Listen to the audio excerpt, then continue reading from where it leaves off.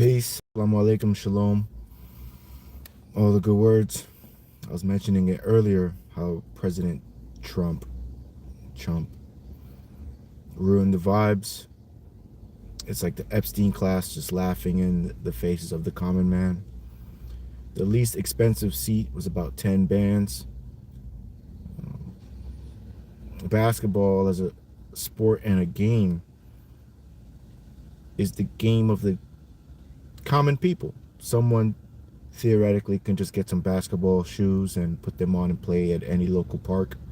Some gyms you got to pay a couple dollars for the time, but typically on a beautiful day you can just get your ball or get your sneakers, go to the local park, and you could play pickup.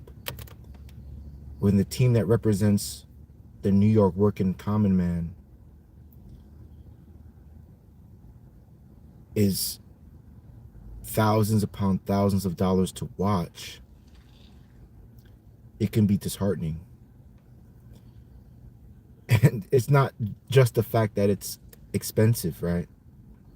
Then the president of the United States of America, on an ego trip, goes and blocks off so much traffic and so much energy because of, security precautions. It makes sense, but the fact of him going doesn't make sense because the real fans who would have been outside the arena watching, and just that outpouring of positive energy was now or then flipped into anxious energy. Random people in Manhattan getting stopped and asked and stopped and frisked. It brings this air of like, oh, is there an imminent attack or an imminent threat? Just messes up the vibes, to be honest. When people are raucous and excited, ambitious, eager for a championship, now they have to think about, oh my goodness, they're in the town. And it's just unfortunate that not many people like the president now. As I said, clear Epstein class, clearly a part of the swamp that he claimed he was going to drain. What is in the files, literally mentioned many times. And now it's becoming abundantly clear that he is compromised on some level. There's so much treasonous activity. You got the PAC owning politicians. They're selling out their services to the highest bidder. And the problem now is the common people are misrepresented. Just like with the Knicks. Like a guy who would have took his son to finally see the Knicks in the playoffs. A guy who's blue collar, works every day, 40, 50, 60 hours, overtime. Even to put down maybe 1,000 he would put for his family to go. He's priced out. But a guy who is chump change, $10,000, gets to be at the game. And it was funny because one picture perfect moment to me was when Alvarado flew into the stands and he jumped into Mayor Bloomberg, and they're both looking at each other like, whoa, it's like billionaire status. And it hit me. MSG is the world's most famous arena. Like the most famous people go there, and they're willing to spend that money. So I guess in terms of capitalism, it's cool. But this sporting event is not distracting people from their poverty. It's making people upset about their poverty. It's as if the common man is blocked out from the high life. And that is not the message that the American dream sends. Like, make America great again is not elitist. I don't think it was elitist. It was commonplace. Like, okay, make America great again to where the middle class can ascend and enjoy the luxuries of the upper class. That's not happening as much anymore. People are not able to buy homes. People are frustrated by what they're seeing on the television every day or YouTube. So what's going on is that, and just to tie it back to Nature Boy and Jesus, right? The system of control has now gripped every single person, whether they're trying to be off grid or on grid, off grid or live, or whatever the case may be. Like capitalism, the system of control is now encapsulated in everything. And with Nature Boy, trying to neglect capitalism, yet wanting your adherents and disciples to pay you and support you through capitalism, through quote unquote Babylon. Babylonian means at bare minimum is like the hypocrisy and the wickedness that we're seeing today. I don't want to be rambling and sounding like, basically what I'm saying is the divide between classes has gone way too far now, where people are living their lives in service of their families, of their bills, and everything they do in life. Now it's clear that there's an evil hierarchy of individuals who are maybe consciously or unconsciously blocking out the impoverished from certain experiences. Now, like a pseudo enlightened person could be like, "Oh, well, it's just a basketball game. Who cares?" But it is just a basketball game. So why is it $50,000 just to watch it? Okay. It's your arena. You can do whatever you want, Dolan. But it just doesn't send the proper message to the hard fans, the people that are buying posters and buying Knicks gear and supporting the franchise. If these people are not able to go and experience it in the flesh, even at a watch party, it's like, oh, you guys think y'all God. You guys think you are higher than us. You guys think you're better. And that type of energy always breeds some type of rebellion. It always breeds animosity. It always breeds division. And it's so clear. Like the person who's meant to represent our nation, the people who voted that man into power are now resenting him. And it just goes to show, like with the Nature Boy thing, someone could have pure intentions, but then their past catches up to them and they get into like a negative loop where they're unable to like break free from it. I'm sure the other side, they got tapes of him doing something that is unseemly, or maybe the money is just it's so good that he has to be corrupt, but the will of the American people is against him now. In a moment that should have been beautiful. The president is at the game. Everybody loves him. He's a common man. The streets are not blocked off. Everybody's like, yeah, yeah, yeah. And I had a thought. Like, imagine Obama for like game 4 decides to pop up and he gets adulation and love and praise. Like that would really bruise and hurt Donald Trump's ego. That'd be something very interesting to see if President Barack Obama has that pettiness to him. But people are now equating wealth and upper echelon status as being divine. Back to the Nature Boy thing. But with Christ, he was humble. He gave freely of his cup. He gave freely of his power, and the power that was granted to him from the Father, right? So he wasn't, oh, kiss my feet, rub my feet. He was washing his disciples, his apostles, his friends and brothers' feet. He was serving them, right? He was against the religious elite, getting serviced and serving the people in a egotistical, evil way, right? Like cleaning the outside of the cup, but the inside's, unclean. Christ was totally against that. Wearing a nice suit, nice jewelry, a lot of money, status, but the inside is, unalive. And we see this happens. Like the crowd, it may sound wild, but the crowd being like a bunch of wealthy people, it wasn't that crazy. Like the New York MSG crowd, which people anticipated being a an extra player, if you will.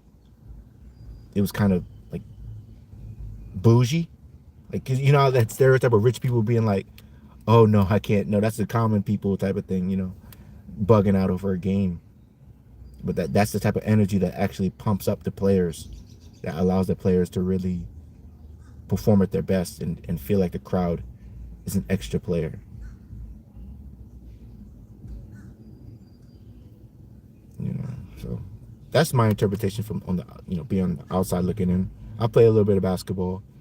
You know, if you're playing at the park on a nice beautiful day and you see a beautiful woman, you might be motivated to play a little harder or play with a little more like flash or flair or swag in your game to impress her. You know, if there's a bunch of pretty women, a bunch of attractive women, you know, that it might be amplified.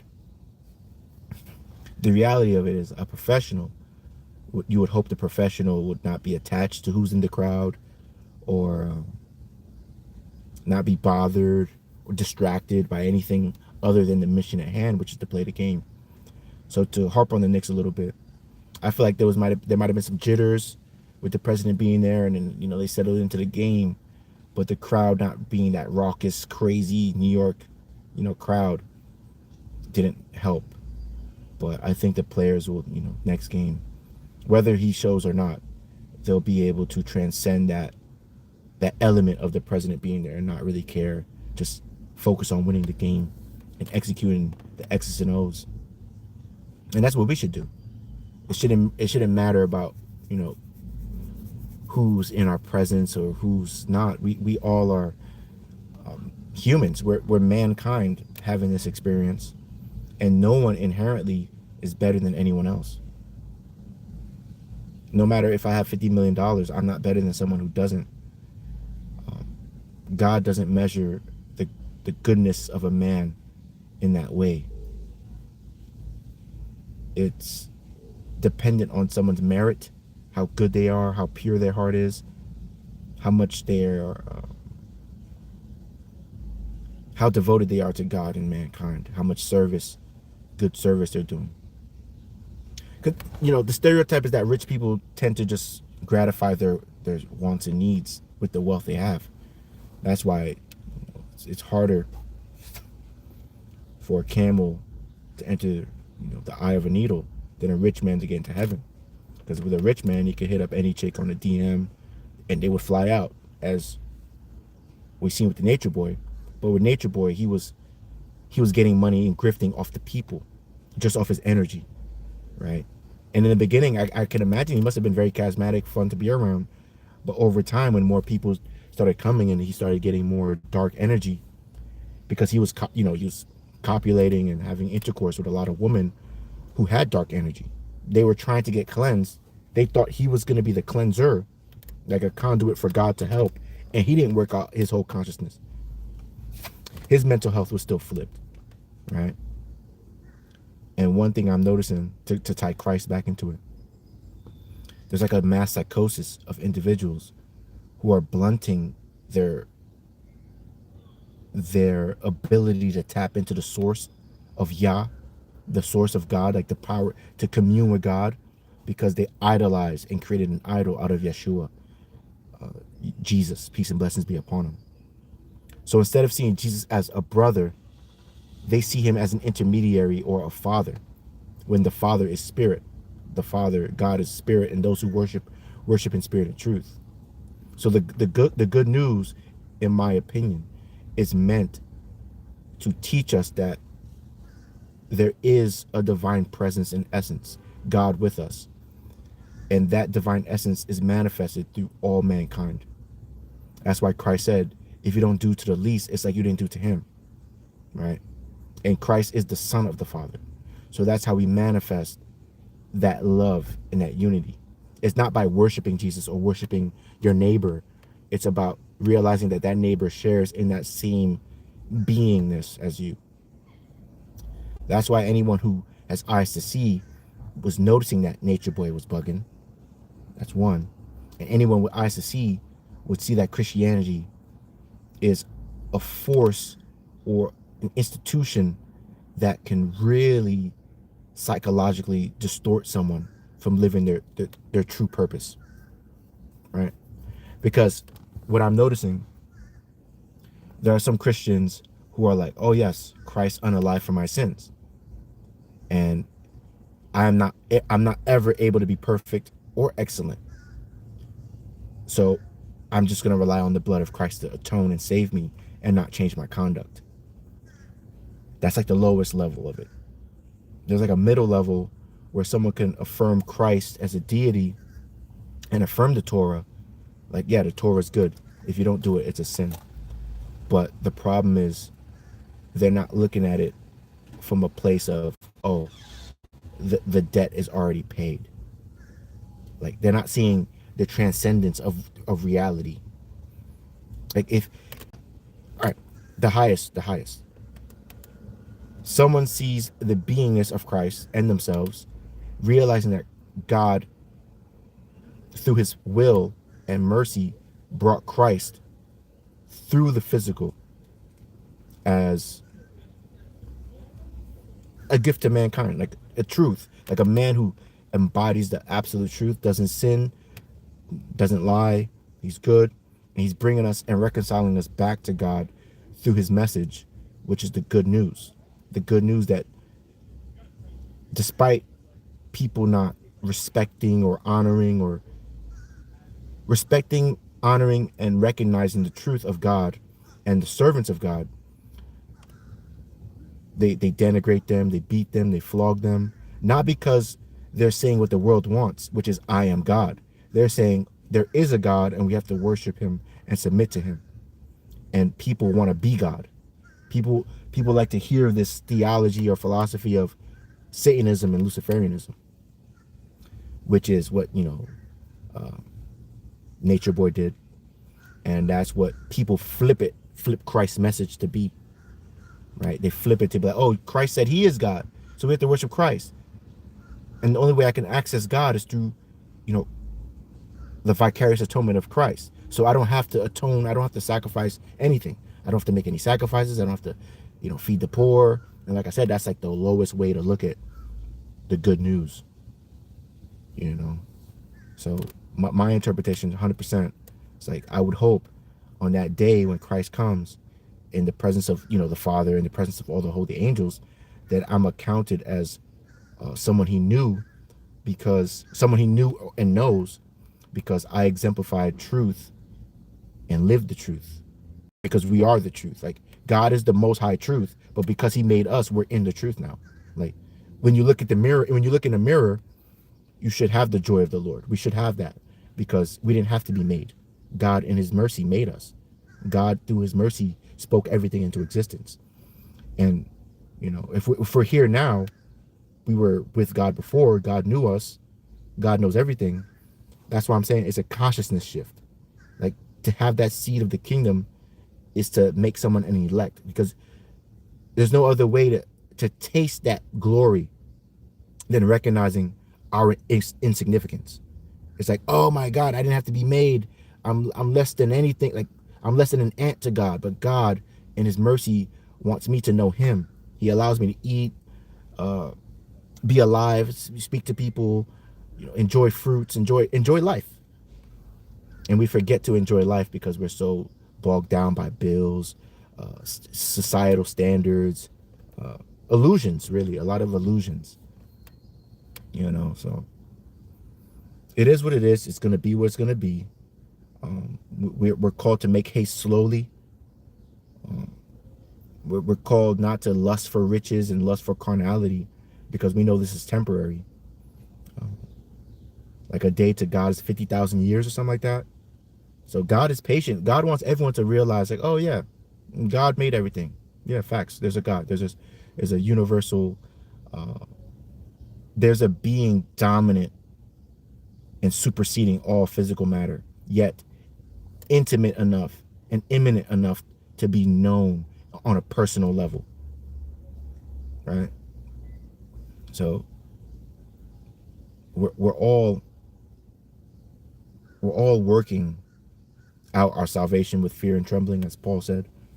So yeah, despite the fact that I believe and know that Paul is a false apostle, in my opinion, he does say some good things. But a lot of the things, like I said, are flipped. People flip what he said so they can have a lawless type of doctrine.